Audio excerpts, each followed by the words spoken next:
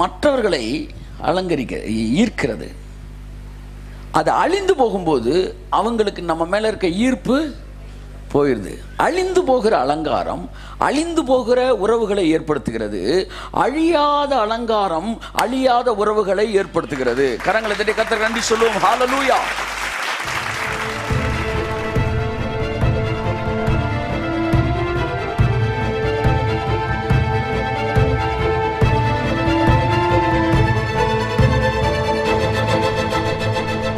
அழியாத அலங்காரம். அலங்காரம்னாலே அட்ராக்ஷன் இருக்கும். எல்லாம் சொல்லுங்க. அலங்காரம்னாலே அட்ராக்ட் பண்ணிடும் பீப்புளை. இப்போ மேட்ரு என்னன்னா, அலங்காரம் மற்றவர்களை ஈர்க்கிறது. அது அழிந்து போகும்போது அவங்களுக்கு நம்ம மேல இருக்க ஈர்ப்பு போயிடுது. அழிந்து போகிற அலங்காரம் அழிந்து போகிற உறவுகளை ஏற்படுத்துகிறது. அழியாத அலங்காரம் அழியாத உறவுகளை ஏற்படுத்துகிறது. கரங்களை தட்டி கர்த்தருக்கு நன்றி சொல்லுவோம். ஹல்லேலூயா. உங்களுக்குள்ள மட்டும் அழியாத அலங்காரம் இருக்கும் என்றால் உங்களுக்கு அழியாத நண்பர்கள் இருப்பார்கள், அழியாத உறவுகள் இருப்பார்கள்.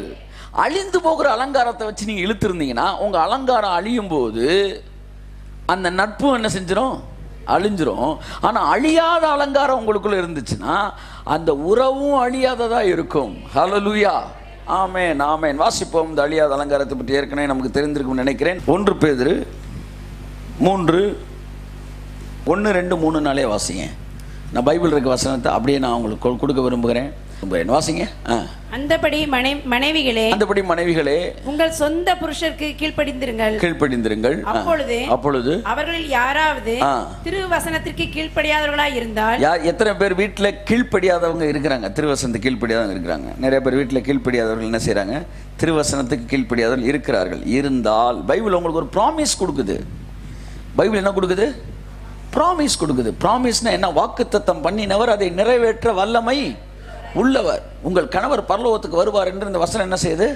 ப்ராமிஸ் பண்ணுது. அப்பொழுது அவர்கள் பயபக்தியோடு கூடிய உங்கள் கற்புள்ள நடக்கையை அவர்கள் பார்த்து போதனையின்றி அண்டர்லைன் தி வேர்ட். எனக்கு மிகவும் ஆச்சரியப்படுத்துற விஷயம், அட்வைஸே தேவையில்லை, வசனமே தேவையில்லை, பிரசங்கமே தேவையில்லை, சர்ச்சே தேவையில்லை. போதனையின்றி மனைவிகளின் நடக்கைகளினாலேயே ஆதாயப்படுத்திக் கொள்ளப்படுவார்கள். பார்த்தீங்களா? அப்போ இன்னைக்கு வரைக்கும் ஆதாயப்படுத்தப்படலைன்னா ஏதோ ப்ராப்ளம் அவனை என்ன செஞ்சுக்கிட்டே இருக்கு? டிஸ்டர்ப் பண்ணிக்கிட்டே இருக்கு. அவன் ஃப்ரெண்டுகிட்ட போய் கேட்டால் சொல்லுவான், ஆமாம் இது மட்டும் இல்லைன்னா நானே என்னைக்கோ சர்ச்சுக்கு போயிடுவேன். இவ வாய் பெரிய வாயாக இருக்கேப்பா. அப்போ இவ போயே இவ்வளோ நாள் மாற்றம் இல்லைன்னா அப்போ நம்ம போய் என்னத்தை மாற்றத்தை கொண்டு வர போகிறோம் என்று ஏதோ ஒன்று டிஸ்டர்ப் பண்ணுது. ஆமேன்னு சொல்லுங்க. போதனையின்றி ஆதாயப்படுத்தப்படுவார்கள் என்று இருக்கு. நான் இப்போ பேசுகிறது நீங்கள் ப்ராக்டிஸ் பண்ணும்போது அதனால் எனக்கு 10 காசு கூட பிரயோஜனமே கிடையாது.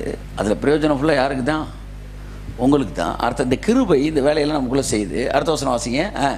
மயிரை பின்னி பொன் ஆபரணங்களை அணிந்து உயர்ந்த வஸ்திரங்களை உடுத்திக் கொள்ளுதலாகிய புறம்பான அலங்கரிப்பு. பார்த்தீங்களா? இந்த தலையை ஹேர் ஸ்டைல் பண்ணுறதுக்கே ரோம பெண்கள் அன்றைக்கு சர்ச்சுக்கு வரும்போது 3 மணி நேரம் எடுப்பாங்களாம். 3 to 5 hours அப்படி முடிய மட்டும் அப்படியே பின்னுவாங்களாம். இந்த கல்யாணத்துக்கு பண்ணுவாங்க பார்த்தீங்களா?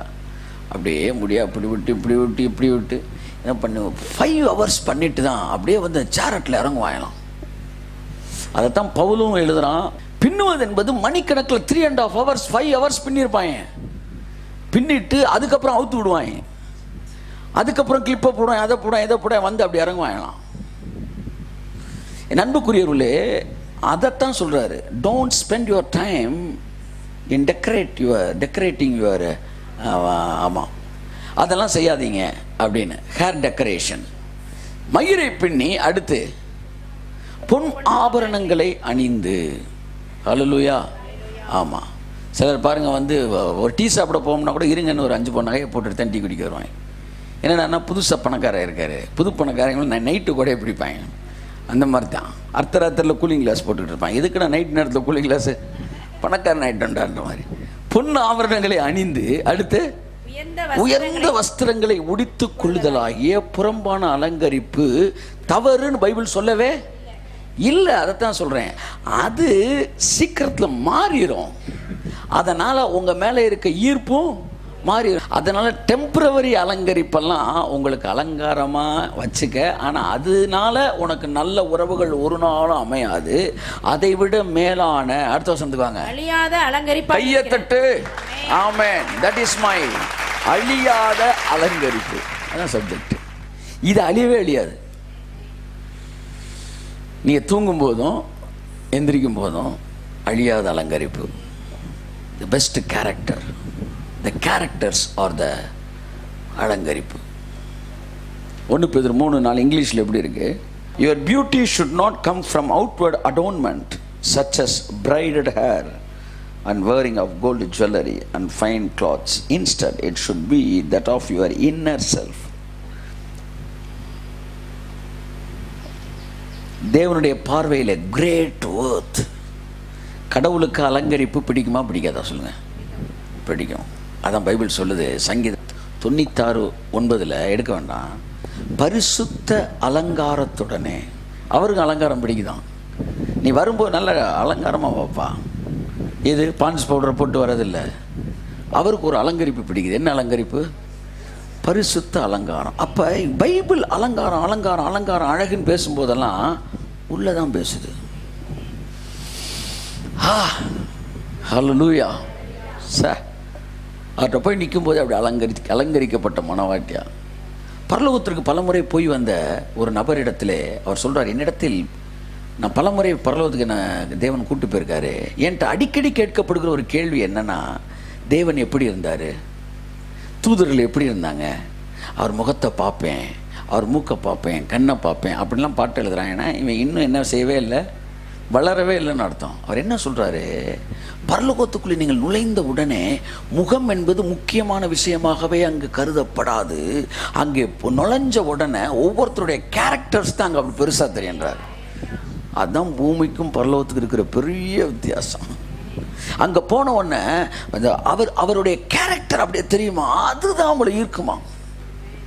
அதனால தான் நான் உங்களுடைய முகத்தை பார்க்க வேண்டும் என்று மோசே சொன்னபோது, நான் இரக்கமும் உருக்கமும் நீடிய சாந்தமும் மிகுந்த கிருபையும் உள்ள தேவன் என்று தன்னுடைய குணத்தையே அவர் பேசினார். கரங்களை தட்டி கர்த்தரை நன்றி சொல்லுவோம்.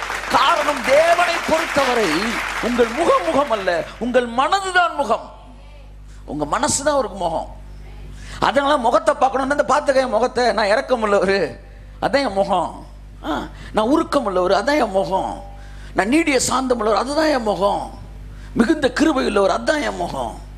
ஆண்டவர் குணத்தை சொல்றீங்க. என்னை பொறுத்தவரை எனக்கு முகமும் குணம்தான், உன்னுடைய முகமும் எனக்கு குணம்தான். அதான் பைபிள் சொல்லுது, மனிதன் முகத்தை பார்க்கிறான், தேவன் வேறொரு முகத்தை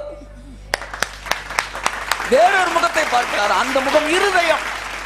அப்போ உடனே ஐயோ என் இருதயத்தை பார்க்கிறாருன்னு உடனே டெக்கரேஷன் எங்க போகணும்?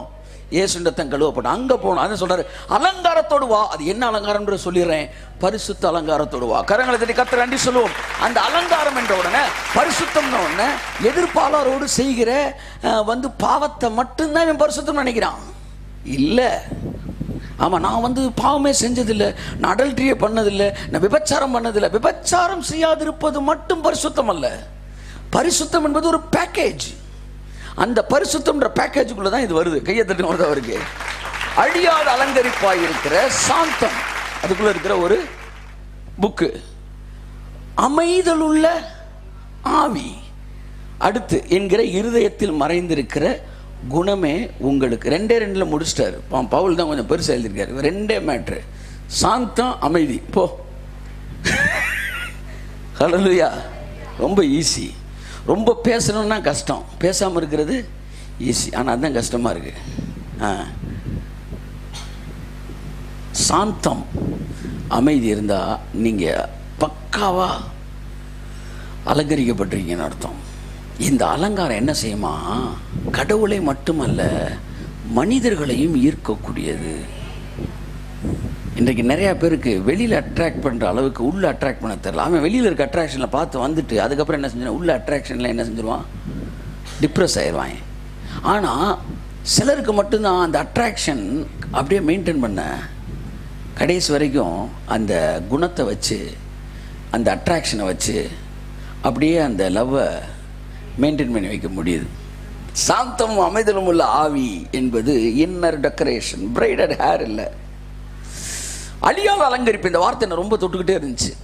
இந்த மேக்கப்பு அழியவே அழியாது. காலையில் எந்திரிக்கும் போது அந்த மேக்கப் அப்படியே இருக்கும், நைட்டு தூங்கும்போது அந்த மேக்கப் அப்படியே. ஆனால் வேறு மேக்கப் எந்திரிக்கும் போது இருக்காது. வந்து வெயில் அலைஞ்சிட்டு வந்தால் எங்கே ஒய்ஃப், நான் இங்கே தாங்க நின்றுக்கிட்டு இருக்கிறேன், ஏன்னா போகும்போது வேறு மாதிரி கிளம்புனேன் இப்போ, ஆமாம் இப்படி ஆகி போயிடும். ஆனால் இந்த கேரக்டர் இருக்குல்ல, அது வந்து அட்ராக்ட் பண்ணிக்கிட்டே இருக்கும். வயசு கூட கூட இந்த மேக்கப் அப்படியே இருக்கும்.